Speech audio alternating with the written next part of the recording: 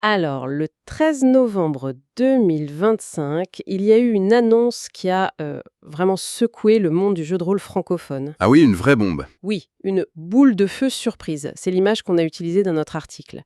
Black Book Edition, BBE, un des piliers du secteur, qui est placé en redressement judiciaire. Et le premier point, celui qu'on a vraiment voulu souligner, c'est qu'attention, on ne parle pas d'une liquidation. C'est très différent. Complètement. BBE a insisté là-dessus, la démarche est volontaire et anticipée. C'est une manœuvre stratégique pour se protéger, pas du tout la fin de l'histoire. C'est exactement ça. Et c'est notre mission, du coup, essayer de comprendre ce qui les a menés là, comment fonctionne cette protection et surtout ce que ça implique pour l'éditeur et pour les commandes. Absolument, il faut décrypter tout ça au-delà du choc de l'annonce. Pour expliquer ce redressement, on a filé la métaphore du sort de protection.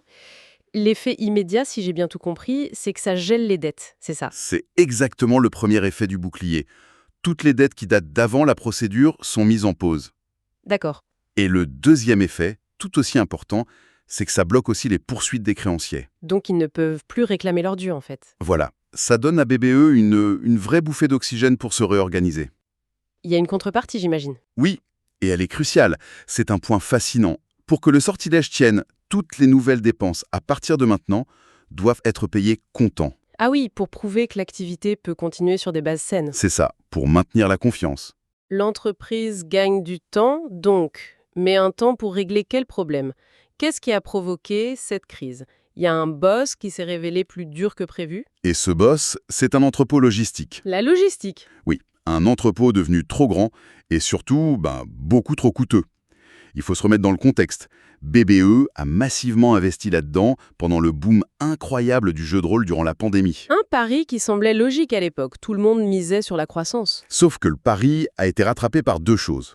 D'abord, le marché s'est tassé après la pandémie, et en même temps, les coûts du papier et du transport ont explosé. Et le bail de l'entrepôt, lui, il n'a pas bougé. Exactement. Il est devenu un boulet financier. Surtout pour une structure comme BBE, avec beaucoup d'employés permanents, qui est plus vulnérable au choc qu'un petit éditeur. Et ça nous amène directement à la question qui brûle les lèvres de tout le monde, évidemment. Les précommandes? Les précommandes, les financements participatifs. Qu'est-ce qui arrive à l'argent des joueurs? Alors ça, c'est le point absolument crucial. Et l'engagement de BBE est très clair. Finaliser et livrer tous les projets qui sont déjà financés. Donc l'activité continue, la boutique reste ouverte. Oui. Par contre, logiquement, les nouveaux projets sont en pause. Et tout ça se passe dans un cadre très strict qu'on appelle la période d'observation. Elle dure 6 mois. Et tout ça est supervisé par un administrateur judiciaire, une sorte de maître du jeu de la finance, quoi. C'est une excellente image. Son rôle, c'est de s'assurer que les règles sont respectées et d'aider à trouver une solution viable. Cette période de 6 mois, c'est donc une quête avec plusieurs fins possibles. C'est quoi les scénarios de fin de campagne qu'on peut imaginer? On en a décrit 3 dans notre article. Le premier, le meilleur, c'est le succès critique. Le plan de redressement est validé. Voilà. Le plan est accepté, les dettes sont étalées sur plusieurs années et l'aventure continue, mais sur des bases plus saines. Le scénario idéal. Et le deuxième? Le deuxième, c'est la seconde chance.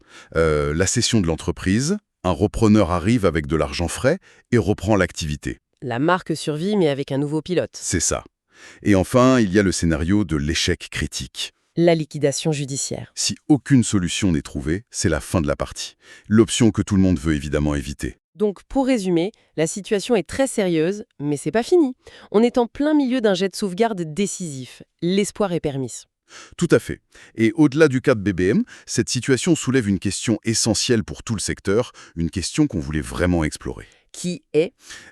Comment trouver le juste équilibre entre la stabilité d'une infrastructure solide, faite pour grandir, et l'agilité dont tu as besoin pour naviguer sur un marché de niche, un marché de passionnés qui fluctue énormément? C'est le grand paradoxe. Il faut être structuré pour livrer de la qualité, mais assez souple pour survivre aux aléas. La réponse que BBE trouvera sera sans aucun doute une leçon pour tous les autres.